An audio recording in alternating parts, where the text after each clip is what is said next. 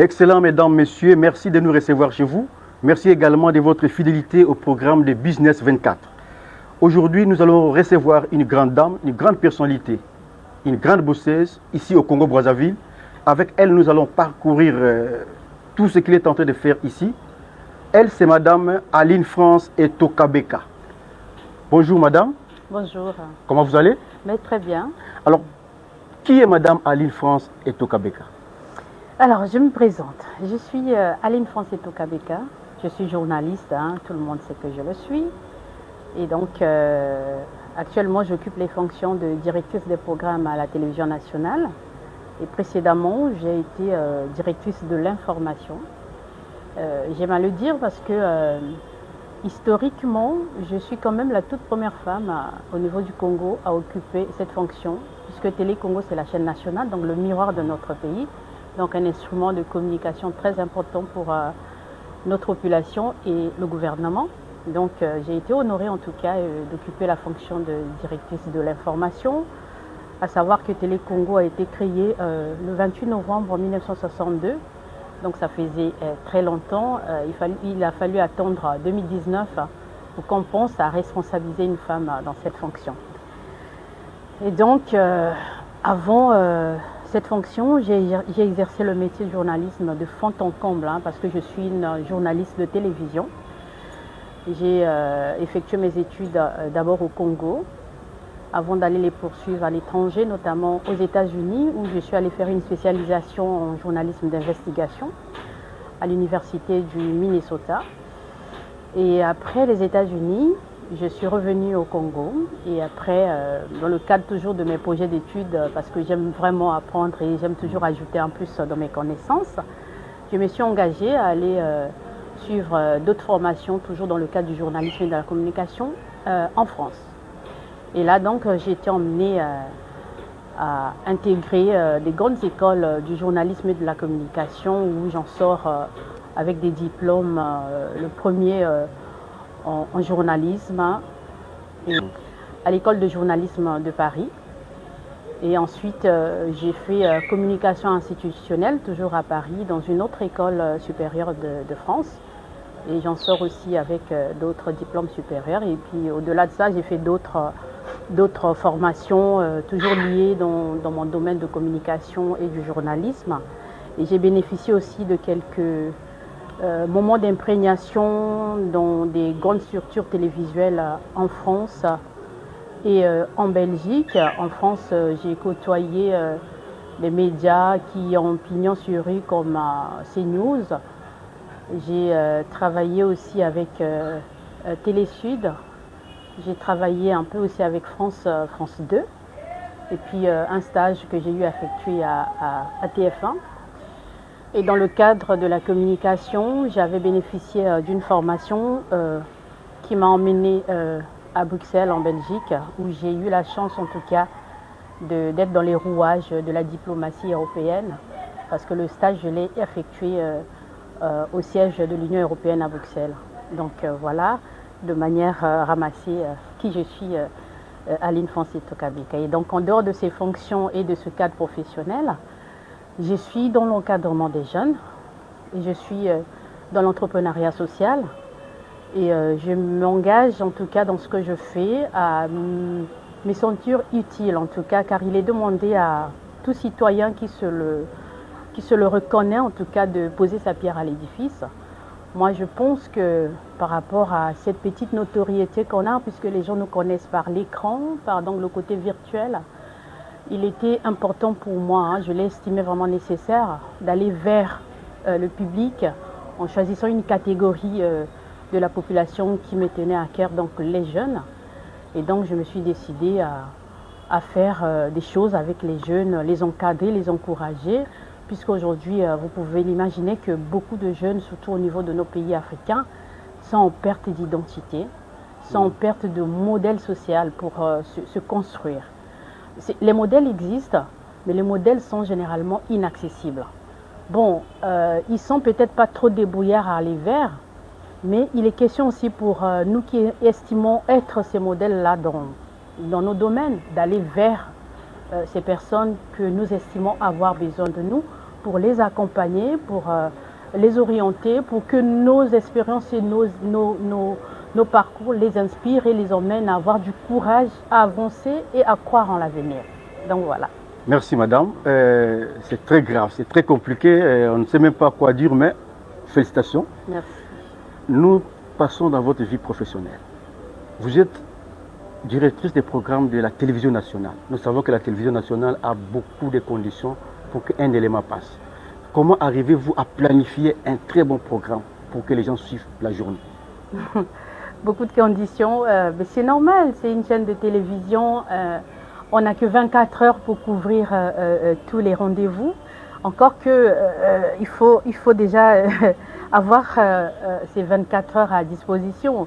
Il y a des moments où on a des problèmes techniques qui nous emmènent à avoir la moitié du temps parce que généralement Télé Congo par moment s'arrête à minuit, arrête la diffusion des émissions à minuit. Donc à partir de minuit jusqu'au matin, vous voyez tout ce temps que nous perdons, qu'on devait combler dans la diffusion de certains programmes. Bon, on essaie de s'organiser sous les orientations du directeur général de la télévision, André Ondélé, qui est donc notre DG, qui nous donne une certaine impulsion dans ce que nous devons faire. Je sais que c'est une lourde charge que de conduire les programmes qui sont donc le contenu qui régit la télé H24. Ce n'est pas rien. Il faut en cela avoir à vue d'œil la manière de tenir en compte tous les aspects de la société, tous les aspects qui pourront en tout cas répondre aux attentes de notre public. Nous sommes une chaîne généraliste, le service public. Donc nous sommes là pour travailler en même temps pour le public et pour le gouvernement. Nous servons d'interface entre les deux parties pour en même temps présenter au public les actions qui sont menées au niveau du gouvernement pour le bien-être social, pour le développement socio-économique. Et de l'autre côté, emmener le gouvernement à travers nos initiatives de comprendre les besoins des populations et de se rendre compte également de l'action qu'il mène à l'endroit des populations pour voir s'il y a des retombées, si le degré de l'action arrive à satisfaire ou il y a encore des choses à améliorer ou des choses à ajouter ou peut-être d'autres points à exploiter pour que l'ensemble de la population se retrouve. Donc vous voyez que ce n'est pas un rôle facile, surtout dans nos États démocratiques. Nous avons un grand rôle à jouer en tant que, on nous appelle quatrième pouvoir, c'est pas rien. Ça veut dire qu'on a une très grande responsabilité à apporter une information vraie auprès du public, d'abord à la concevoir, à faire des recherches et à emmener le public à avoir des informations de qualité et à être informé en temps réel sur tout ce qui se fait au niveau de la vie nationale. Donc on essaye en tout cas à combler ces attentes-là autant que faire se peut. On arrive quand même à jouer notre rôle. On a plusieurs programmes dans notre chaîne de télévision. Le plus grand programme que nous avons, c'est le journal télévisé parce que nous sommes d'abord une chaîne d'actualité. On a plusieurs éditions par jour.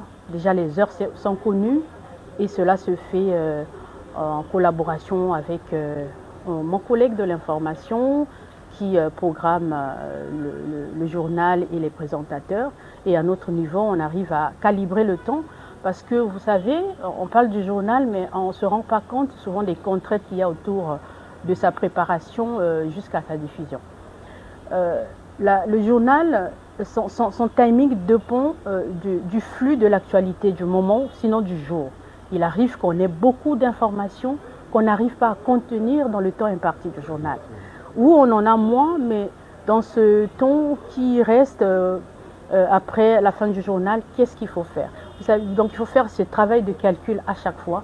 Mais pour le cas de Télé Congo, généralement nous sommes en pléthore d'informations. On en a beaucoup qui viennent tous les jours de toutes parts. Et ce n'est pas facile de jouer avec le temps, mais on arrive quand même à s'en sortir. Et en dehors du journal, nous avons d'autres programmes comme des émissions qui sont présentées et animées par nos collaborateurs. Les contenus sont variés, des thématiques qui sont abordées prennent en compte les aspects qui régissent la marche de notre société, partant de l'économie à la santé, au social, à l'éducation et au changement climatique. Donc tout est combiné dans nos programmes. On a aussi tout ce que vous pouvez connaître à la télé comme des téléfilms, des documentaires qui valorisent notre culture, le savoir-faire africain, la créativité congolaise. Ça, en tout cas, je pense qu'on a quand même du contenu qui valorise notre identité nationale. Mais moi, je pense que Télé Congo a beaucoup de hommes. Comment est-ce que vous arrivez à gérer tous les hommes de Télé Congo? Est-ce que vous avez une influence négative ou bien une faiblesse? Ou bien vous vous imposez en tant que directrice? Moi, je pense, ça c'était un avis personnel, le problème d'hommes et de femmes dont les sphères professionnelles ne devraient pas se poser. Actuellement, on est en 2025, le monde a évolué. Déjà, parlons de notre génération, on a été à l'école avec des hommes, donc on a côtoyé les couloirs, les bancs de l'école ensemble. On a évolué ensemble. Donc il n'y a plus de tabou à ce niveau-là. Dans les familles, pareil, on a autant de frères que de sœurs. Vous voyez? Donc on se côtoie, ça fait partie de nous, de notre décor naturel déjà. Donc, quand on arrive dans l'univers professionnel, on retrouve la même configuration quasiment. Et là où ça peut peut-être poser problème, c'est au niveau des responsabilités. Parce que rares par le passé sont des femmes qui ont été responsabilisées, qui ont eu la confiance de la hiérarchie pour occuper certains postes. Mais aujourd'hui, je trouve que petit à petit, la machine qui est en marche essaie quand même de faire du chemin et les résultats sont quand même assez palpables, même s'il y a encore beaucoup de travail à faire, parce que atteindre la parité, puisque c'est ce qu'on réclame, c'est ce à quoi on aspire. On est encore loin du compte, mais le pas est déjà fait et la machine est en marche.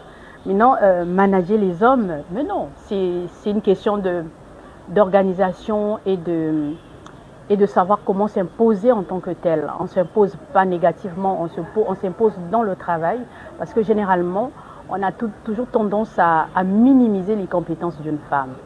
Et surtout quand elle est responsabilisée, c'est encore pire, parce qu'on pense que elle a été choisie parce que, alors qu'on oublie qu'il y a quand même des femmes dans certains milieux qui ont quand même peut-être plus de compétences que d'hommes. Je ne vais pas le dire par orgueil, mais je sais qu'on est capable de travailler parfois plus que les hommes dans certains domaines. Dans le domaine qui est le mien, le domaine est beaucoup plus féminin parce que on retrouve beaucoup plus de filles dans les écoles de formation au journalisme. Mais maintenant, ça a un peu changé parce que les hommes s'intéressent aussi de plus en plus. Mais pourtant, il y a plus de filles qui vont étudier la communication et le journalisme. Mais quand on monte en échelle, c'est la pyramide qui essaye de s'imposer. Donc, il y a une sorte de filtre qui se met en place. Et quand on monte, au fur et à mesure qu'on monte, il y a un nombre assez inférieur de femmes qui montent avec les responsabilités et aussi peut-être avec les compétences pour certaines, parce qu'on ne va pas toujours réclamer, on doit aussi se regarder dans le miroir. La plupart des femmes se laissent guider par le syndrome d'imposteur. Souvent, elles ne se sentent pas à leur place. Pourquoi? Pourquoi ne pas se sentir à sa place quand on sait qu'on a une tête, on a étudié, on a un métier et on a la compétence? Et si on ne se sent pas à sa place, peut-être qu'on se doute de soi, donc on n'est pas sûr de ses compétences. Mais pour une personne qui est sûre de ses compétences, je pense qu'on doit toujours oser, on doit faire, on doit être dans l'action autant que les hommes. Parce qu'on réclame l'égalité, on parle des questions du genre. Ok, je pense qu'il faut qu'on arrive à un moment où cette question soit derrière nous, parce que tout le monde aurait compris que ce soit la femme ou l'homme, tous on a le même cerveau, on est constitué de la même façon. Humainement, on est pareil. Fondamentalement, en termes de la loi et de tout ce qui régit la vie humaine, on a les mêmes droits. Donc, pourquoi ne pas travailler comme des hommes? D'où, sur cette partie, j'appelle quand même à la responsabilité de mes sœurs, de mes petites sœurs, de mes grandes sœurs, celles qui sont toujours réticentes à pouvoir se mettre en avant. Je pense qu'on n'est pas venu s'ériger en assistante. On est là pour travailler ensemble avec les hommes pour emmener notre société à avancer et chacun doit s'impliquer dans son domaine pour y parvenir. Donc voilà. Merci madame. Nous passons maintenant à notre troisième partie qui est la partie, je dirais, business ou tout ce que madame fait hors son travail de journaliste. Mais avant d'aborder ça, nous allons suivre cet élément et on va nous tous suivre d'abord et discuter après. Au terme de 48 heures d'échange, ces jeunes venus des 4 coins du pays ont tiré de précieux enseignements de l'édition 2024. J'ai vraiment été contente de participer à cela, de voir que le gouvernement soutient encore les jeunes et cela permet aux jeunes de savoir que nous pouvons encore apporter un plus au développement de ce pays. Ce que je retiens de ces assises, c'est ce côté où nous, en tant que jeunes, nous devons prendre conscience que nous sommes les acteurs de la ZLECAf. Il était important pour nous de sensibiliser notre jeunesse autour de ces enjeux pour les aider à s'approprier cette thématique de la ZLECAf afin de pouvoir savoir comment se positionner dans ce grand marché commun qui arrive à grands pas puisque c'est dans quelques années que tous les États signataires de ce projet vont ouvrir leurs frontières, donc lever les barrières douanières. C'est en même temps une opportunité pour tous ceux qui sont porteurs de projets. Il s'agissait pour nous de prendre un peu le relais de ces pouvoirs publics qui travaillent tous les jours, quotidiennement, à mettre en place les initiatives autour de la jeunesse. Nous, en tant que leaders d'opinion, en tant que journalistes, on a estimé qu'il était capital de leur donner les outils nécessaires pour se positionner et se prendre en main à travers les enjeux de la ZLECAf que nous estimons être très importants pour l'avenir. Bon, merci chers téléspectateurs. Nous tous nous sommes convaincus de tout ce qu'on est tenté de voir, mais c'est à madame de nous expliquer. Alors, je voulais savoir madame une chose. On a suivi un élément de Mbongi. Mbongi d'abord c'est quoi? Les concepts Mbongi. Et Mbongi veut dire quoi?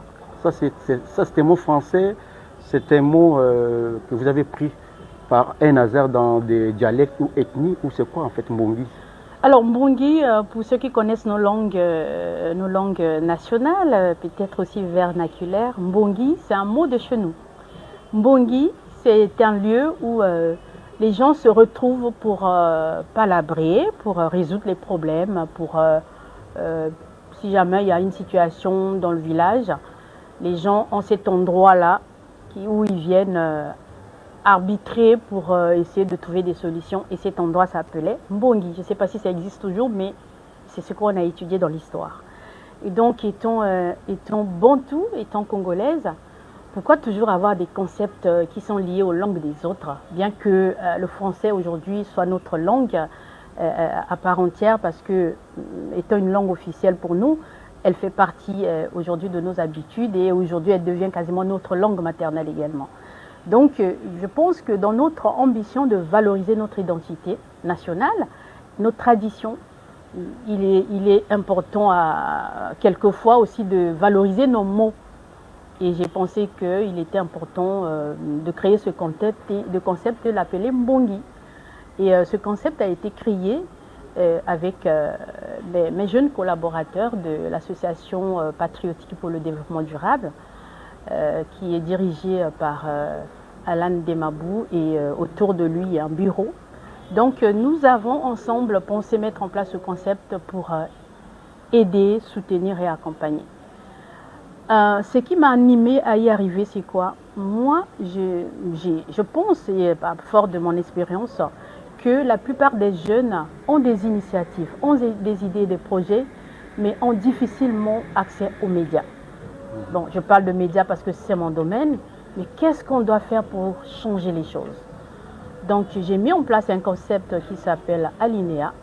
Donc, Alinéa, pour un début, c'était pour encourager les jeunes qui ont des idées, des projets, à venir s'exprimer à la télé, à les présenter aux téléspectateurs. Et à travers cette présentation et ces passages, ils sont repérés par les partenaires qui les soutiennent et aussi par le gouvernement qui se rassure de la force de sa jeunesse à pouvoir mettre en place les choses.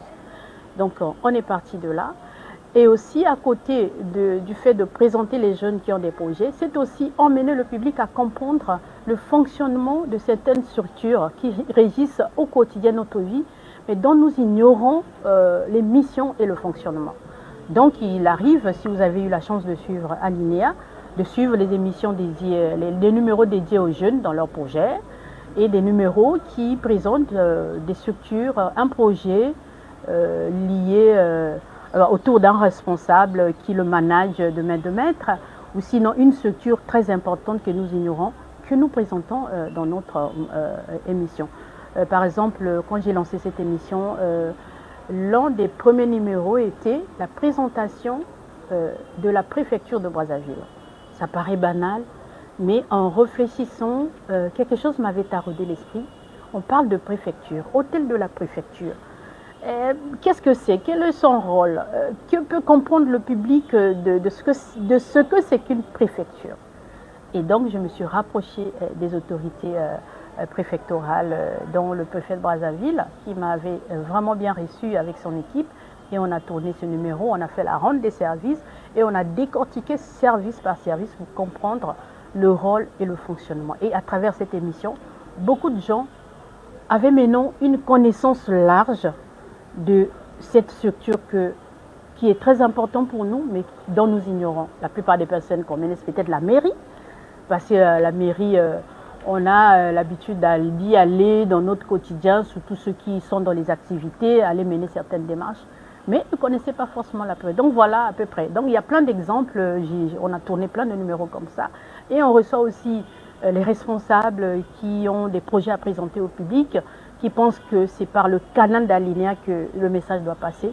On les reçoit pour leur permettre de s'exprimer et de présenter leurs idées. On arrive aussi à les emmener à présenter au public leur mission pour désacraliser en fait certains lieux et certains endroits qui sont nécessaires à nous au quotidien, mais dont nous ignorons en tout cas l'émission. Donc nous sommes partis de là et toujours dans l'idée de vouloir évoluer, de monter un peu plus dans nos idées. Donc on a évolué jusqu'à arriver à créer Mbongi.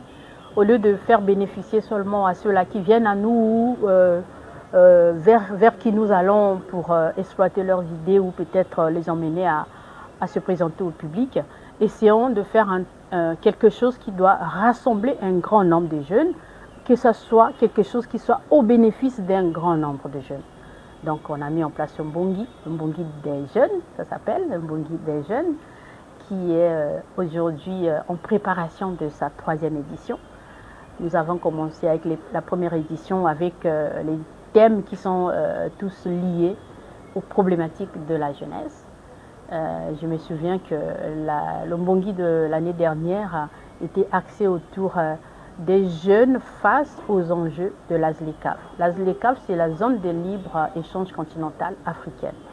C'est un projet très ambitieux porté par l'Union africaine, par nos chefs d'État qui l'ont souhaité parce que le besoin était exprimé et le besoin est réel. Il est question de favoriser l'intégration régionale.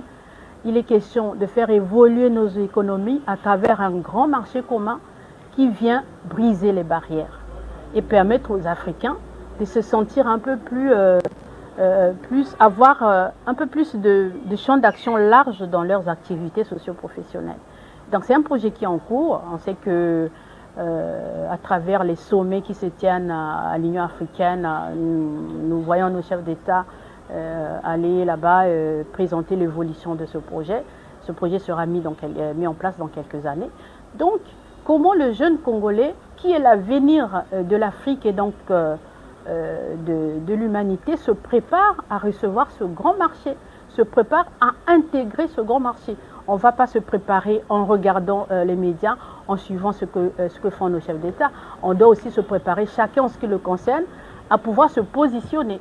Une fois le marché arrivé, bon, on est déjà prêt. On n'est que d'être seulement là comme des assistants, à voir comment les produits des autres viendront s'imposer à nous. Donc nous devons aussi s'ériger en créateurs, en producteurs, en ceux-là qui peuvent aussi aller vers les autres pour proposer, pour que nous soyons aussi gagnants. Sinon, on sera là que pour offrir nos frontières aux autres. Les autres en bénéficieront, pendant que nous-mêmes, on ne sera que des éternels consommateurs. Donc il a fallu, en tout cas, présenter aux jeunes cet instrument et les enjeux autour pour leur permettre de se positionner, surtout qu'ils sont encore fertiles. Pour la plupart, ils n'ont pas encore d'emploi. Il y a des étudiants qui sont encore en recherche de positionnement social. Donc il est temps pour nous, il était temps pour nous de leur montrer un peu ce créneau-là qui peut aider certains de se frayer un chemin professionnel aussi. Donc il y a eu beaucoup de répondants, les jeunes étaient très contents parce qu'on ne travaille pas qu'avec les jeunes comme ça, hein. On fait appel aux experts, aux spécialistes selon les thèmes que nous retenons pour que les jeunes puissent apprendre quelque chose.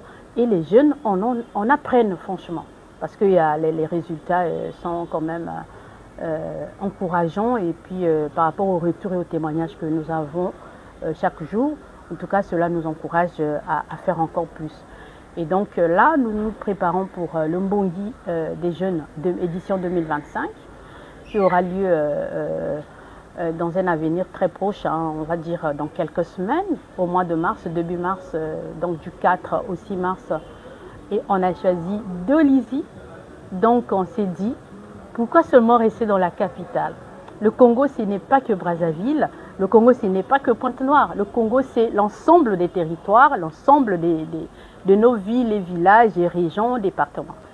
Donc, allons ailleurs, mobilisons, allons encourager aussi les jeunes d'ailleurs, d'autres régions du Congo, pour qu'ils se sentent aussi concernés par les projets qui sont mis en place au niveau de la capitale. Donc là, nous allons partir à Dolisie pour travailler avec les jeunes de Dolisie. Et autour des jeunes de Dolisie, il y aura certainement d'autres jeunes qui viendront d'ailleurs. Et ce sera comme une sorte, Dolisie sera comme une sorte de hub à ce moment-là de la jeunesse pendant 3 jours pour apprendre autour des panels qui seront animés par des experts, des spécialistes. Il y aura beaucoup d'autorités aussi qui seront là avec nous parce que, je vais vous le dire, hein, on a eu l'honneur de recevoir le parrainage du ministre d'État Pierre Madiala, ministre en charge des affaires foncières et du domaine public, qui sera notre parrain en tout cas de la 3e édition du Mbongi des jeunes, et autour de lui d'autres autorités qui seront là pour honorer ce grand rendez-vous dédié à la jeunesse. La jeunesse aujourd'hui qui bénéficie beaucoup plus de l'attention de notre gouvernement à travers la vision du président de la République. Comme vous le savez, depuis 2024, le président avait dédié l'année aux jeunes. Donc cette année, cette initiative qui a été lancée en 2024 se poursuit sur plusieurs années, selon les mots du chef de l'État entérinés par le gouvernement. Donc nous, en tant qu'acteurs de la société, personnalités publiques, nous devons accompagner aussi le gouvernement dans ce qu'il fait, une manière pour nous d'emmener l'information au plus bas niveau pour que tout le monde puisse comprendre ce qui se fait au même niveau. Donc voilà l'esprit Mbongi des jeunes. Merci beaucoup madame, mais avant de continuer, nous allons d'abord suivre un extrait et puis on va revenir après. D'accord. Pour cette première journée, j'ai été ravie. On n'est pas sachant, chaque jour on apprend. Participer à cette masterclass m'a servi de beaucoup et m'a apporté une expérience en plus. Parce qu'à travers les dires de certains professionnels dont on doit toujours se fier, j'ai appris un plus en journalisme. Et c'est quand même bien d'assister à ce genre d'événement. Et un grand remerciement à l'INEA. C'est vrai que c'est la première édition, mais je pense que les choses se sont bien déroulées. Les panélistes de cet après-midi, ils nous ont impactés. J'ai été vraiment ravie, honorée même. Et d'ailleurs, je remercie Madame Aline et toute son équipe d'avoir mis à disposition ce masterclass qui a été beaucoup bénéfique pour des amoureux de journalisme et de communication comme nous autres.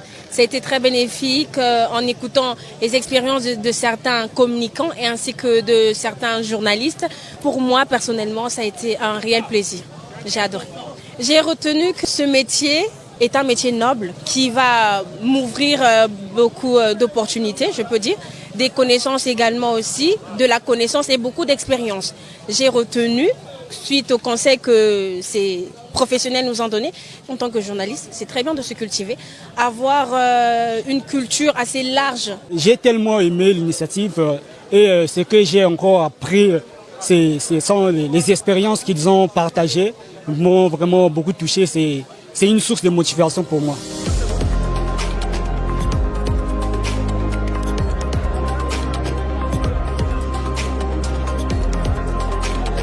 Madame, vous avez suivi cet extrait.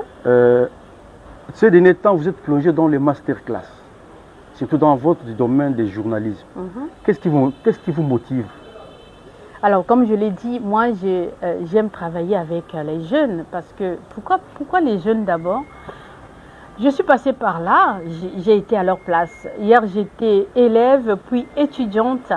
Et je connais les difficultés à être étudiant. Je connais les difficultés à se sentir un peu perdu quelquefois. Je connais les difficultés à se sentir un peu comme un laissé pour compte parce qu'on n'a pas de soutien. Je connais ces difficultés qui arrivent à certains des étudiants qui n'ont peut-être pas de quoi s'offrir de la documentation pour évoluer dans leurs études. Et face à ce genre d'étudiants, vous savez, parfois, l'avenir peut se compromettre. Nous qui aujourd'hui estimons être leurs aînés, parce que ayant passé par là, qu'est-ce que nous devons faire pour les aider? Donc, leur tendre la main. Donc, parler de la jeunesse, c'est parler de la jeunesse de manière générale et à un certain moment essayer de catégoriser, de cibler. Moi, mon domaine, c'est la communication et le journalisme. Si je travaille dans mes activités sans intéresser ces jeunes qui sont dans cette catégorie, qui sont encore en quête de voie de réussite, je pense que j'aurais péché. D'où cette idée d'avoir mis en place les masterclass sur les métiers de la communication et du journalisme au Congo. Et le but, c'était de travailler avec les étudiants finalistes de l'université Marien Ngouabi et d'autres instituts supérieurs qui enseignent la communication et le journalisme, et aussi les structures qui encadrent, qui œuvrent dans le cadre de la formation en intelligence artificielle. Donc nous les avons réunis, tous ces étudiants-là, autour de ces masterclass pour leur donner des outils, des tuyaux à l'emploi, parce que la plupart des cours qui se font dans nos facultés, ce sont des cours théoriques et les jeunes, de fois arrivés sur le terrain de travail, ont du mal à se retrouver. Et je le dis en connaissance de cause, j'ai dirigé la rédaction Télé Congo pendant un moment. J'ai eu à recevoir des étudiants qui venaient de l'université Marien Ngouabi, qui pour certains avaient des difficultés à s'insérer et même difficultés à pouvoir extérioriser leurs compétences parce qu'ils n'ont pas été encadrés pour cela. Donc fort de cela et puis des difficultés que nous rencontrons au quotidien, des doléances que nous recevons, on a pensé qu'il était utile en tout cas d'essayer d'aller vers cette catégorie de la jeunesse pour leur donner des clés de la réussite dans le domaine de la communication et du journalisme. Et on a eu la grâce et l'honneur d'être soutenus dans cette activité par l'UNESCO qui nous a accompagnés dans la réalisation et l'accomplissement et la réussite de cette activité. Et madame, il y a quelque chose que je voulais demander. Ces derniers temps, nous sommes en train de voir madame Aline dans des affiches programmant une intervention dans un sommet international de women ou quoi comme ça. Ah. Vous pouvez nous en parler en quelque chose de ça? Oui, alors, je suis sollicitée dans plusieurs activités, que ce soit au niveau national et international. Je peux peut-être aussi signaler que je suis dans le cadre de mon volet communication, je fais du consulting. Donc, je suis spécialiste en communication institutionnelle. Sur ce point, il y a aussi du travail. Et la plupart des personnes qui travaillent avec des institutions dans ce domaine ne sont pas forcément formées à jouer ces rôles. Donc, on est parfois sollicité à faire du consulting dans les institutions, tant au niveau national qu'international, pour mettre en avant notre expertise à accompagner certains projets. Et donc, dans ce cadre, je suis aussi beaucoup sollicitée pour faire partie des conférences qui sont organisées ça et là pour porter la voix de la femme congolaise, la femme journaliste congolaise, à œuvrer dans l'évolution et l'épanouissement socio-économique de la femme. Donc cette conférence aura lieu au mois de mars aussi, donc dans le cadre de la Journée internationale des droits de la femme. C'est une conférence qui se tiendra à Brazzaville, dans un hôtel de la place. Les organisateurs viennent de Paris parce que le siège de ce concept se trouve à Paris. il y aura beaucoup de femmes qui viendront de partout, des femmes qui sont pour certaines connues, pour d'autres non, mais qui font des choses en tout cas phénoménales dans le cadre de l'épanouissement socio-professionnel des femmes.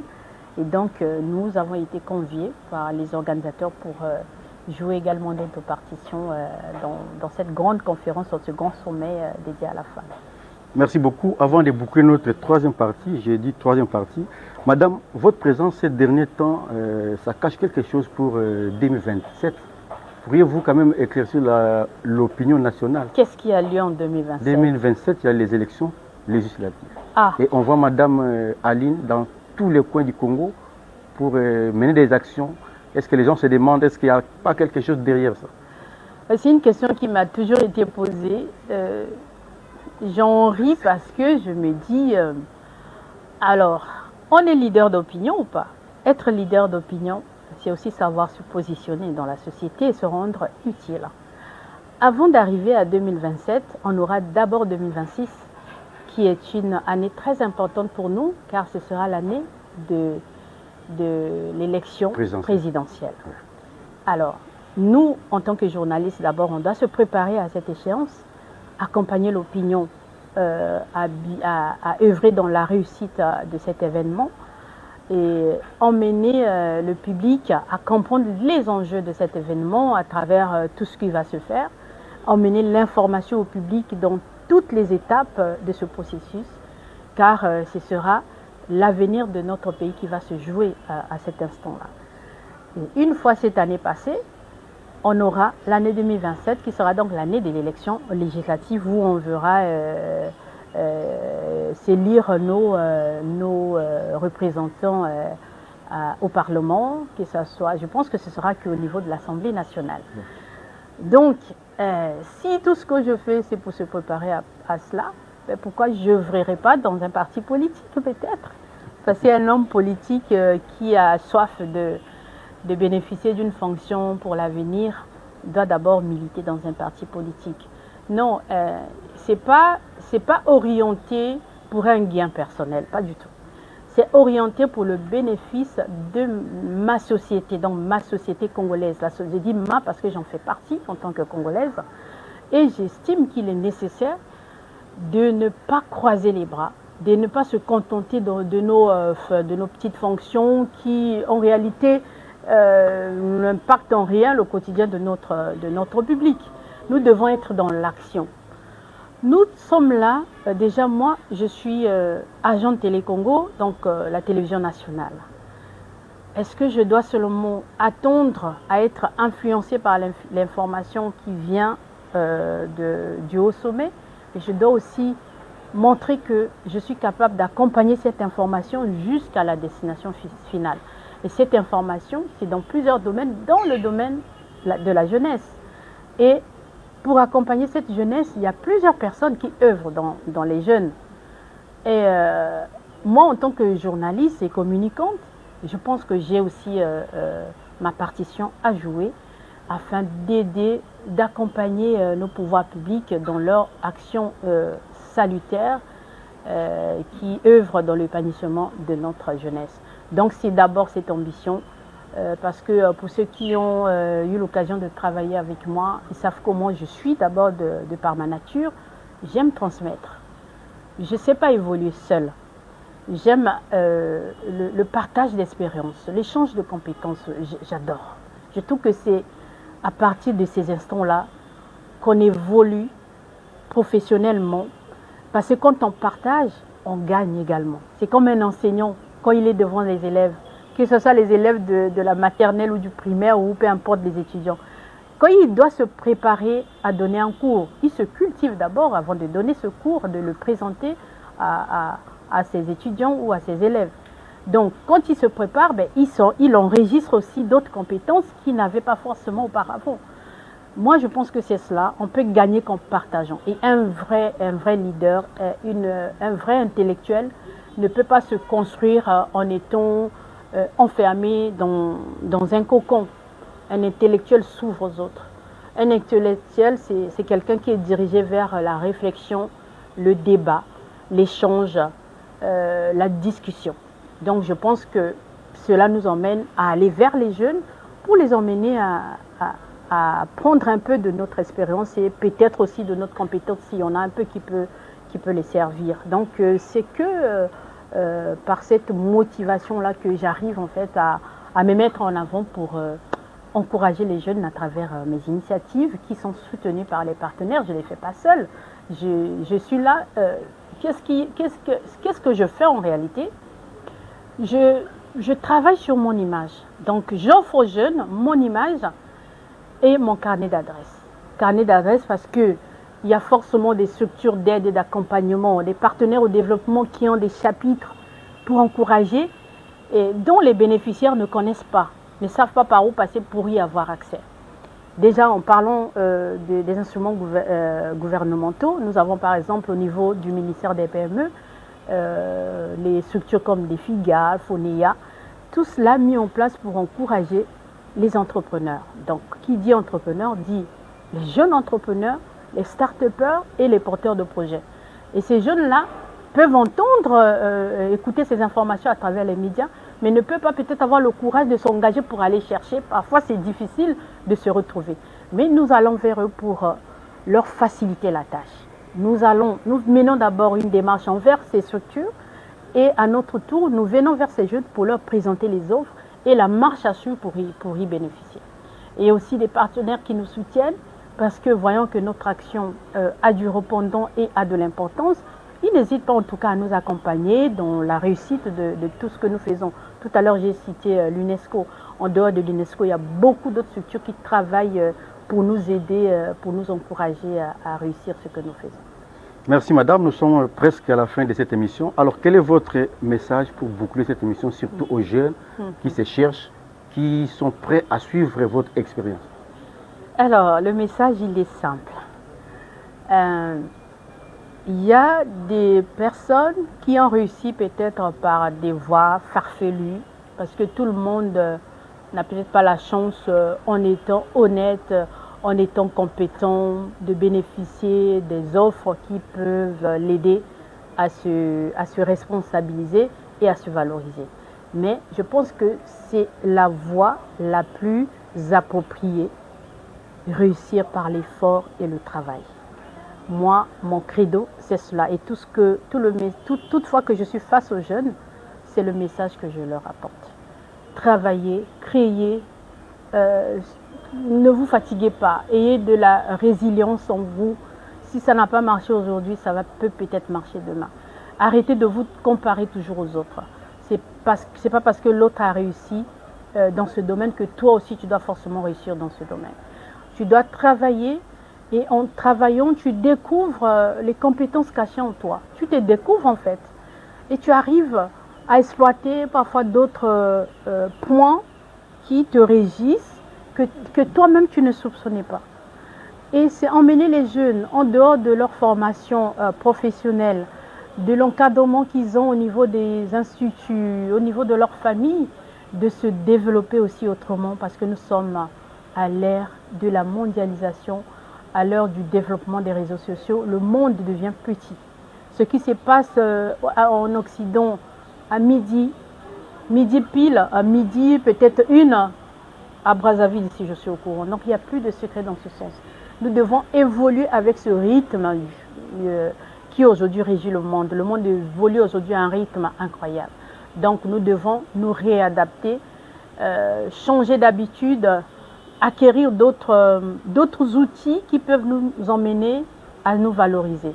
D'où on conseille les jeunes à développer ce qu'on appelle les soft skills. C'est ce que nous avons en plus de ce que nous connaissons et nous avons en nous comme connaissances de base et compétences de base. Donc, ces soft skills nous emmènent à nous différencier des autres. Je peux être journaliste, mais en dehors du journalisme, qu'est-ce que je sais faire d'autre? Je prends mon cas, j'ai fait la formation en journalisme, je travaille en tant que journaliste, j'ai fait des émules à ma façon en tant que journaliste, mais je ne me suis pas arrêtée là. J'ai dit non, il me faut d'autres compétences encore.